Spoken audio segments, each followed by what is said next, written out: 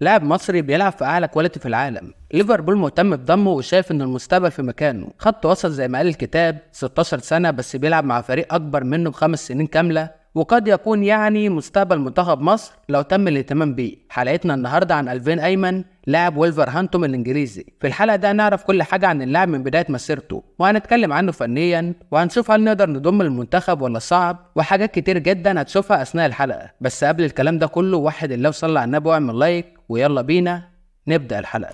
اللاعب اللي قدامك ده اسمه ألفين أيمن، من أب مصري وأم إنجليزية، مواليد 2008، يعني عنده 16 سنة في الوقت الحالي. بيلعب في مركز قلب الدفاع وخط الوسط المدافع، ولكن بقدرات مختلفة عن المفهوم اللي عندنا في مصر تماما، انه مثلا دوره كله افساد الهجمات والتدخلات القوية والتغطية وهكذا. هو بيعمل ده كله ولكن بجودة مختلفة. لاعب كورته كويسة، دقة باص عنده هايلة، تدوير الكرة ممتاز، قادر يقطع مساحات كبيرة في الملعب، مميز جدا في استخلاص الكرة، وفعلا خط وسط مدافع جيد جدا. ولكن قبل الكلام الفني، تعال نتعرف على اللاعب اكتر. ألفين بيلعب مع وولفرهامبتون الانجليزي، واحد من اهم لاعبي الفريق سواء تحت 18 سنة او تحت 21، وسبق وتم تصعيده مع الفريق الاول اكتر من مرة، وانضم لقائمة مباراة السيتي في نهاية الدوري الاخيرة، والكل بيشوف انه واحد من اهم المواهب القادمة بقوة. بس احنا ما نعرفش حاجة عنه، ولا فكرنا نضمه لأي منتخب سواء الشباب أو حتى الأولمبي. ألفين بدأ مسيرته مع نادي اسمه ويست يوركشير، وكان عنده وقتها 7 سنين، ثم انتقل بعدها إلى نادي برادفورد سيتي، وكان واحد من أهم لاعبي القطاع، وكان بيلعب في مركز قلب الدفاع وقتها، علشان في موسم 23-24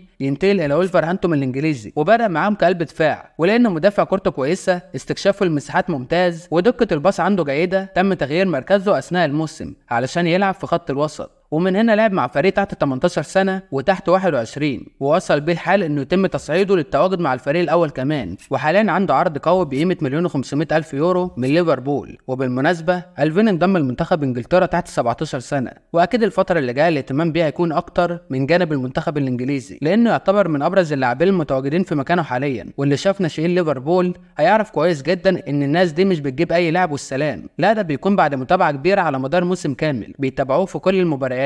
وده اللي حصل، واللاعب قريب جدا من ليفربول حاليا، واعتقادي الشخصي انه مش هياخد وقت كبير لحد تصعيده مع الفريق الاول كمان. الخلاصه كده، هي فرصه لازم تستغلها وتضم لاعب مختلف قد يكون من ابرز لاعبي اوروبا في المستقبل، وبعدين ترجع تندم على عدم ضم المنتخب مصر. يا ريت يكون في اهتمام، واتمنى تعمل لايك وشير للحلقه دي علشان نوصل للمسؤولين اللاعب، وان شاء الله نقدر نضم المنتخب مصر الاولمبي باذن الله. ولحد هنا يا صديقي انا خلصت كلامي، اتمنى تقول لي رايك في الكومنتات تحت. هل ألفين ايمن لو انضم لمنتخب مصر هيكون اضافه ولا انت شايف ايه؟ وعاوزك تقول لي رايك في امكانيات اللاعب، وهل يقدر يوصل لمكانه بعيده في اوروبا ولا لا؟ واخيرا اتمنى قبل ما تقفل الحلقه يا ريت توحد الله لا اله الا الله، وتصلي على سيدنا محمد عليه افضل الصلاه والسلام، واعمل لايك وسبسكرايب وفعل زر الجرس، واوعى تنسى تعمل لايك وفولو للصفحه الرسميه على فيسبوك اللي اسمها طوفان اهلاوي. نتقابل بخير، سلام.